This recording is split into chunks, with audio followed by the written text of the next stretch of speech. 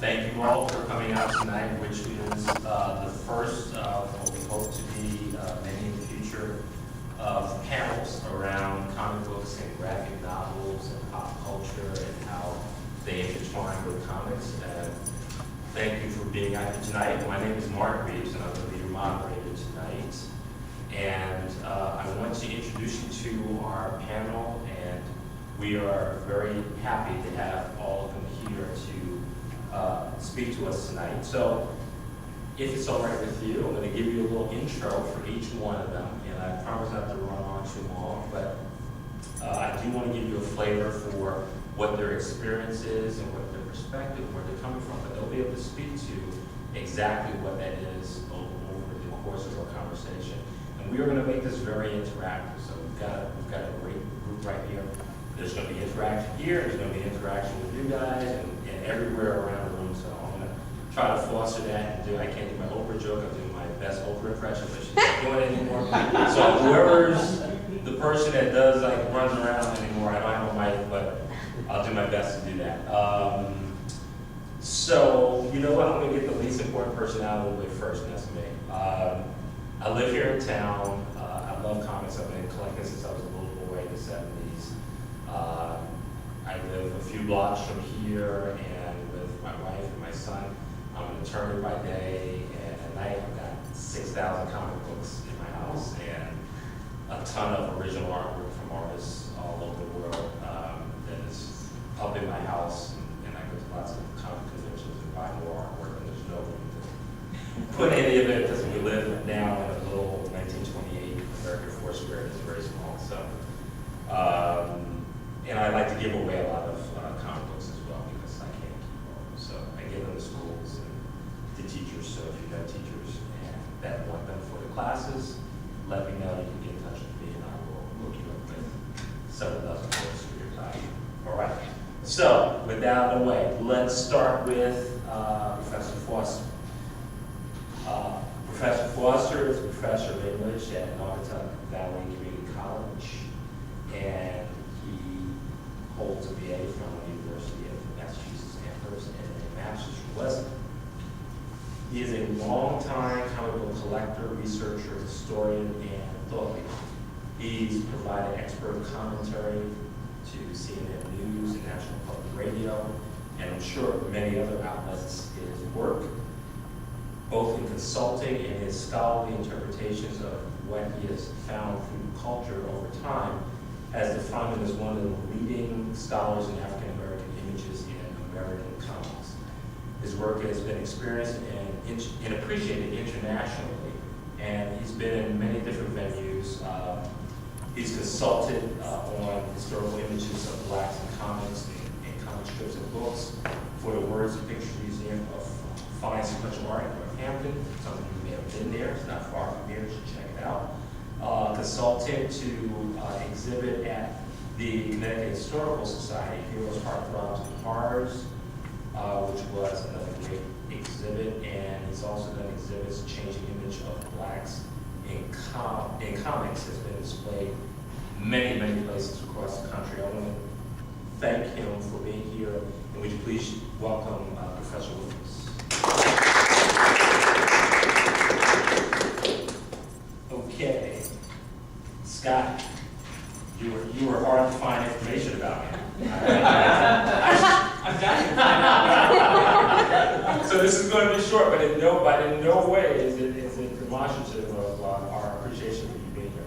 You're from Scott is from a Heroes Welcome Comic Bookstore in Great Manchester. A Hero's Legacy is the name of the store. I wrote it wrong. A Hero's Legacy. You're right. Okay, I'm sorry. But that's why the sign is right. Okay. It's just Manchester. I'll look over here in Manchester. And didn't you win an award recently, Scott? Didn't the store win an award? Just Why don't you tell us about that? Well, the local newspaper / alternative news weekly used to be called the Hartford Advocate. They hold a poll every year for best local whatever. So, and we won best comic book store this year. Let's give it up for that. Yeah. There are a lot of comic book stores, but more than enough in the area. I would certainly say that the competition was stiff. I've been to a lot of the comic stores in the area, all filled with knowledgeable people, but when you're named the best of something, that's definitely a place you want to check out. So if you have an opportunity, please go to Scott's store and check it out. So please welcome Scott. Okay. So last but not least, we are going to talk to Professor Couch. Professor Couch is visiting associate professor of American Studies, and you're at Trinity College, but your home base is at UMass Amherst. Okay, great. Fine school. Okay, absolutely. Both. So I mean, you're there, you're visiting, you're a good school no matter where you are. So that's fantastic. He's the experienced author of several books on comic art and graphic novels. He's also the senior editor at Kitchen Sink Press, and those of you in the know will know who it's published out of Kitchen Sink, and first and foremost, we now graphic novelist Will Eisner. I want to let you know that Professor Couch has been instrumental in helping his students and the readers of his books, and he has many of them, to experience comics and graphic novels in a way that connects with them personally, and we'll be able to, I'm hopeful, talk about some of those connection points in our regular lives that reflect through comics. And really excited to have him here today. I want to welcome Professor Couch. So I've got a few questions. There's not many, they're like single time, so we're not, but they're meant more to engender conversation and make sure amongst the panel, make sure that we're having a good conversation. I would love for there to be interaction. We can have questions and answers at the end, but it would be even better if we have it as we go along while there's a dialogue. So we'll do both of those things to the extent that there's a need to, but let's try to, just jump in there and say, hey, I have a quick question based on something you said, may make you feel a certain way. So I want to talk about that. So a broad question, and I'll probably I want to go down the line real quick, and everything else is going to be thrown on the table, but we'll start, we're just going to go down the line. What got you into comics? And what keeps you in comics? Oh, please shut up. When you were telling me about your experiences, young man, it mirrored mine in interesting ways. I started reading real early, and I never really stopped. And I read everything. I read the Bible. I read the encyclopedia. I would read the phone book if it had a plot. And I was encouraged by that. And as I was saying, every week for my family, there was no differentiation between the boys and the girls in terms of who cleaned the house. So I had chores to do on Saturday, otherwise I couldn't go out to the movies or buy comic books. So I would always be up early until my chores were done. So by noon, I'm on my way with my buddies to the movie theater. Right in front of the movie theater was a newsstand. And the newsstand was a place where I would get my comic books. And that was every week. And it was a big deal. And contrary to you, I was a big DC fan because I started reading before Marvel started coming. There's more parody now, but back in the day, I mean, that was really frightening words. Oh, dude. And I liked the idea that there could be heroes in the world. I liked the idea that there were people who fought for justice, and that the innocent were protected. And that just has always held the door for me as a reader, and later on as an English teacher when I talk to my students about character types. Superman was, and the more I explored Superman's character, the more I realized, it wasn't until the first movie came out that I really discovered something that I hadn't realized, is that he was by himself. Contrary to the 1960s where everybody was coming from Krypton instead of just him. The first story is he's by himself, then he got his cousin, there's a monkey, there's a dog, and a cat, and then the entire family's on 18s, I don't know where in the United States. But he was by himself, and his relationship with Lois was to find his soulmate so he could make a connection. Sure. And it's a very strong story. It's a story we love in America. We love the people who do different world story. Okay? And even though he looked like us, he was not like us. And I can understand how that story appealed to immigrants who come here where you look like folks, but where you don't really belong. And to make a connection. And I think that was one of the strongest things for me. All right, thank you. Scott, What got you in, and what doesn't let you go? You know, it's, I think what got me in, I think we're all given comics as gifts as really young children, you know, whether it's, you know, Scooby-Doo or whatever was popular back in the day.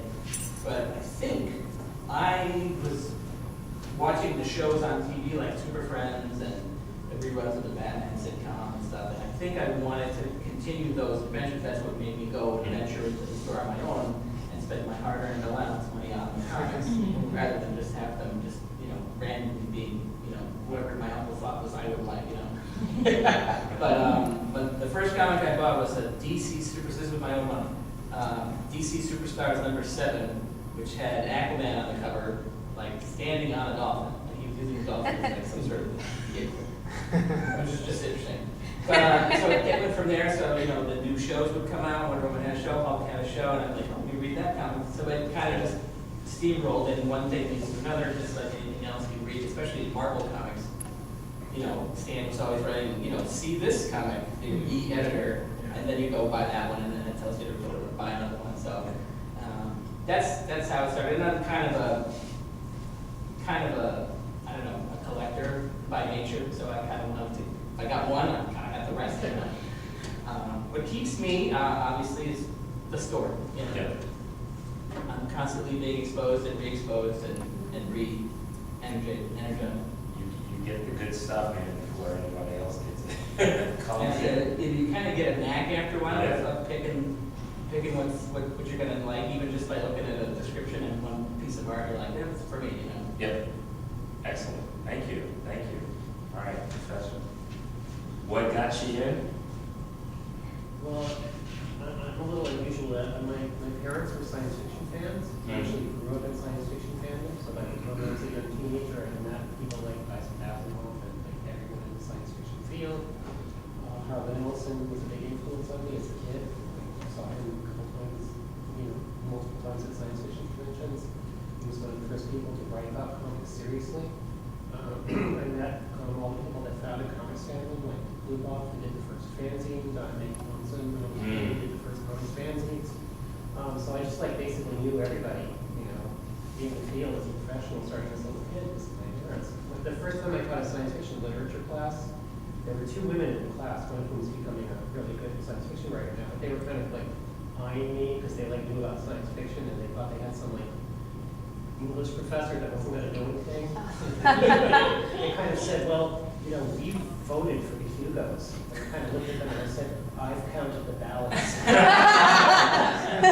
So anyway, I'm friends with them now. But and basically my parents bought us tons of comics, unlike most parents back then. You know, they bought us tons of Donald Duck and Lulu and Superman, stuff like that. So I read those when I was a kid. And then I kind of stopped reading comics and just read science fiction. But when the underground comics came along, back in the day, I was just completely entranced with those. Yeah. As a teenager, Robert Crumb, you know, all of those comics, and I even started like buying and selling them a little bit because I loved them so much. I wanted every underground comic. I thought they were just brilliant, and in a way, to answer the other part of the question, what keeps me in comics now is, well, I had a wonderful experience working with Kitchen Sink Press. I was a licensed in-house editor for 5 years and did freelancing for him after that. And I worked with a lot of people I was the editor from Hell in-house, Moore, and worked with Ed Campbell, and a lot of really interesting people. But the stuff that really keeps me in comics now as a professor are independent comics. I love going to indie comic shows, like the Mocha Show in New York. There was just a Queers in Comics show that was really excellent. And I love really brilliant comics that are as good as the finest literature. At this Queers in Comics event, there were keynote addresses by Howard Cruz, who did a graphic novel called Stuck Rubber Baby back in the 80s, which is really one of the founding documents of the contemporary graphic novel. And then the other keynote address was by Alison Bechdel, whose graphic novel, Fun Home. It was Time Magazine's best novel of the year. I mean, not graphic novel or anything, best novel of the year. She got a MacArthur grant, and now Fun Home is on Broadway. But all of those indie comics, the kind of things that, you know, young artists and writers are doing are just, you know, spectacular and outstanding. And that's the stuff I love the most. And it sounds like through your experience and everyone, this is a genre that, you know, keeps being reinvigorated over time, because there are always people who want to take their own spin on it, and it's not just, you know, growing up with Marvel and DC, and that was it, and that wasn't too bad, because that's all we know, but, you know, it has changed so much over time. Yeah. So, anybody want to chime in on what we just talked about? Okay, cool. Well, why is that next question? How has the industry changed over time? All right.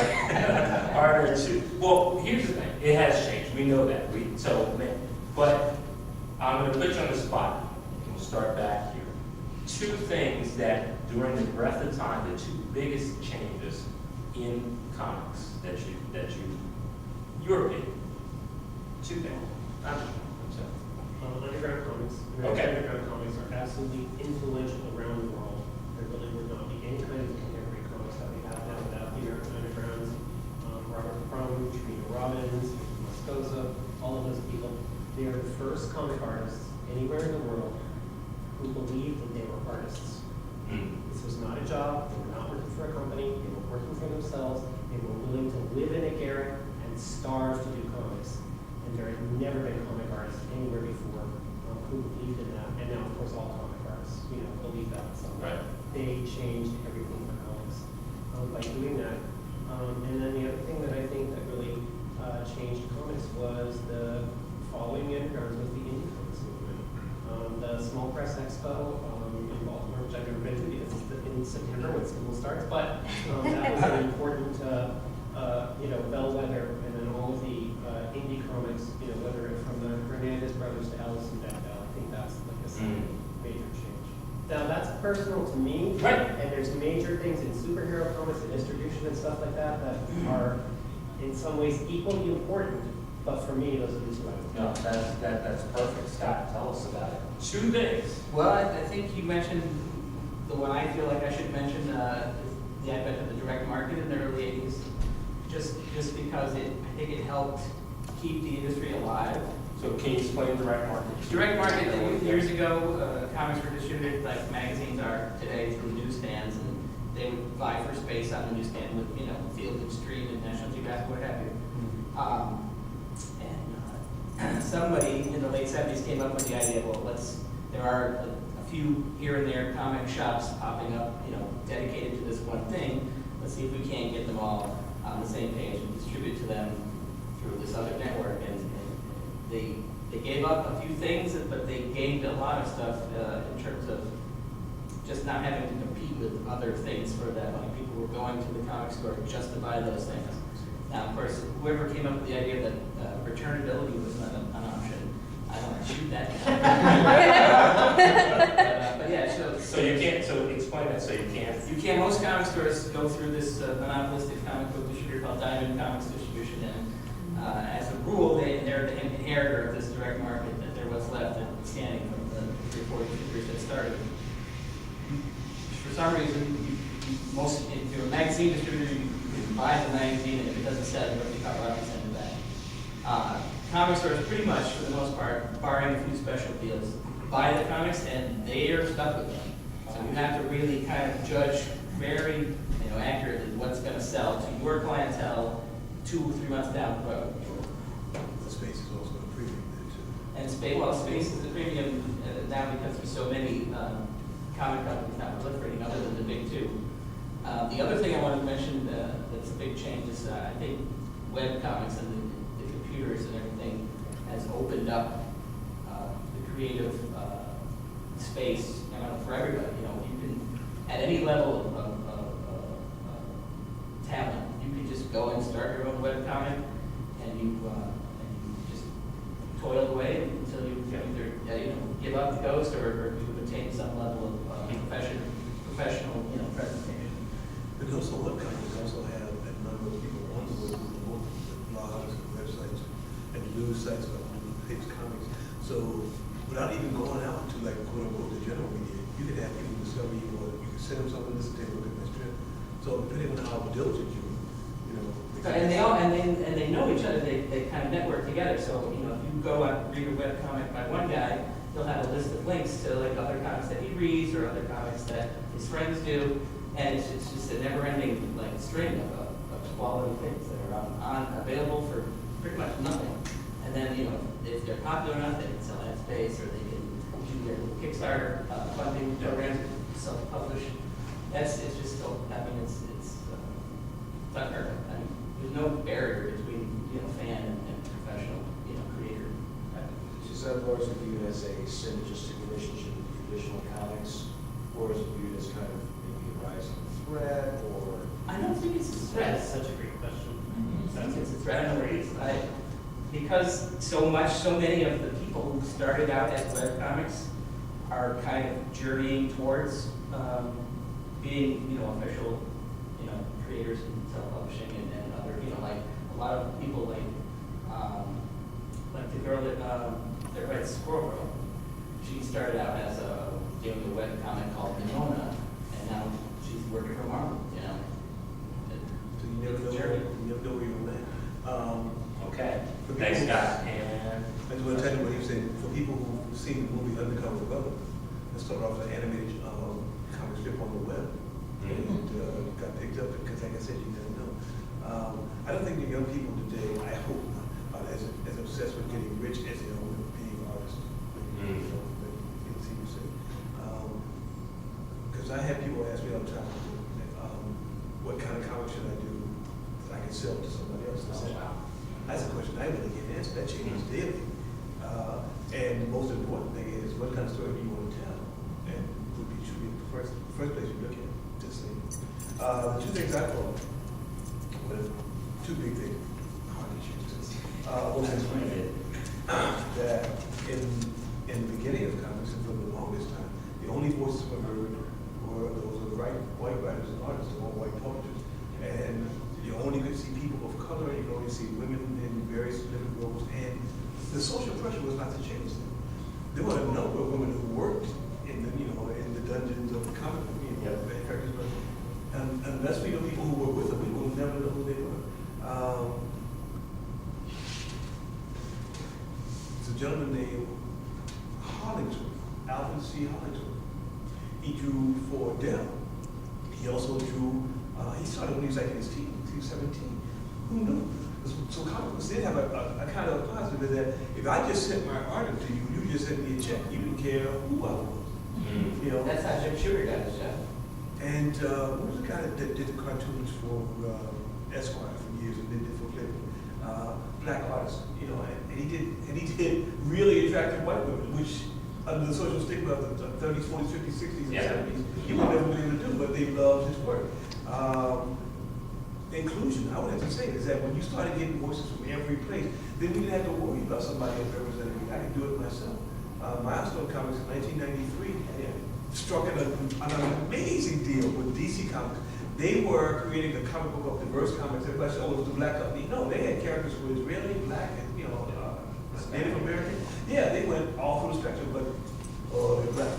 But they struck a distribution deal, which is the hardest part for anybody who bring a brand new comic out, with DC. DC, boom, distribute your comic. And that was just amazing, you know, without precedent. Even now, you know, there's a couple that you know, but unbelievable, and their comics got everywhere, and they used that well. The characters are still around. When Dwight McDuffie, who was like one of their head writers, who just writes amazing stories. And I'm watching, what was the series that had the Justice League Unlimited? He wrote some of the best stories that I've ever seen. Then he wrote stories for Superman. He was just a talented guy. Stories that are just going to last a millennium. And as I understand it, when he did go to Marvel, because he wrote for Marvel as well, he said, listen, give me your worst selling book, right? And I will make it a success. And the worst selling book was a book about guys who came up after Supervillains and destroyed the whole city. Damage control. Yeah, they had to build it back up again. What the heck was that about? But he made it a popular comic book. And unfortunately, he died about 4 years ago. He was 46. You know, shocked the world. I met his widow at Comic-Con last year, and we must have talked till 2 o'clock in the morning. I was trying not to be a fanboy, but I was such a fan of his work. And she's also in the industry. So I think inclusion, the voices of women, the voices of people from various ethnicities, and you don't necessarily have to write about your own ethnicity. You just have to be a talented writer. You're given an opportunity to write, okay? And then people from that discovered their own videos or created their own videos. So I think that's probably one of the biggest things. And also, I think the redefinition of what a hero is. The idea of Superman is no question hero. Only time he wasn't a hero was when it was like Red K, Red Kryptonite, and you knew he was going to turn back to a regular guy. Right. Batman was always a question about whether he was a hero or not, because he was the guy that you had to fight to figure out, was he a vigilante, was he a lawman? When they tried to reinvent superheroes in the 1950s, Batman never appeared in daylight. In the 50s, he was walking down the street. Him and Robin like, hey, well, the cops ain't gonna come get us. But when he started out, That's when he wasn't going to space. oh, dude, everybody was going to space in the 50s. It was a safe place to go. Couldn't go down south. But the idea was that when he first appeared, he carried a gun. He used it. He threw guys off roofs. He used poison gas. He was like, and during the daytime, he was just like this Zorro and Don Diego character. He was standing over a pipe in a dressing gown and a ascot. So Commissioner Gordon, tell me about this location you have on. And it's only later that you get to see him as a more dark character. I mean, now they call him the Dark Knight. The guy that literally, do you really know what's in his mind? Do you really know if it's vengeance or if it's for justice? And it's